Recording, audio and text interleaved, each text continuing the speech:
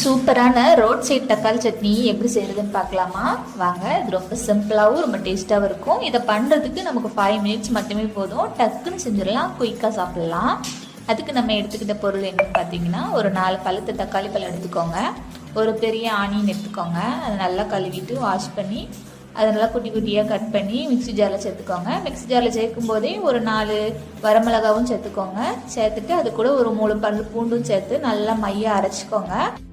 கடாயில் ஒரு 3 டீஸ்பூன் எண்ணெய் விட்டுட்டு அது கூட கடுகு, கருவேப்பிலை இதெல்லாம் நல்லா தாளித்து நம்ம அரைச்சி வச்சுருக்க பேஸ்ட் அதெல்லாம் நல்லா சேர்த்துட்டு அதை நல்லா மிக்ஸ் பண்ணிக்கோங்க. இப்போ தேவையான அளவு உப்பு நல்லா சேர்த்ததுக்கப்புறமா அதை ஒரு 5 மினிட்ஸ் லோ ஃப்ளேமில் குக் பண்ணிவிட்டு நல்லா குக் ஆனதுக்கப்புறம் தேவையான தண்ணி ஆட் பண்ணிவிட்டு தண்ணி நல்லா கொதிச்சதுக்கப்புறமா ஒரு கரண்டி மாவு, இட்லி மாவு எடுத்து அதை நல்லா கரைச்சி உள்ளே ஊற்றிட்டு கட்டி எதுவுமே படாமல் நல்லா கரைச்சி ஊற்றினதுக்கப்புறமா அதை நல்லா கொதிச்சு வந்ததுக்கப்புறமா ஆஃப் பண்ணிவிட்டு சர்வ் பண்ணி பாருங்கள். ரொம்ப சூப்பராக இருக்கும்.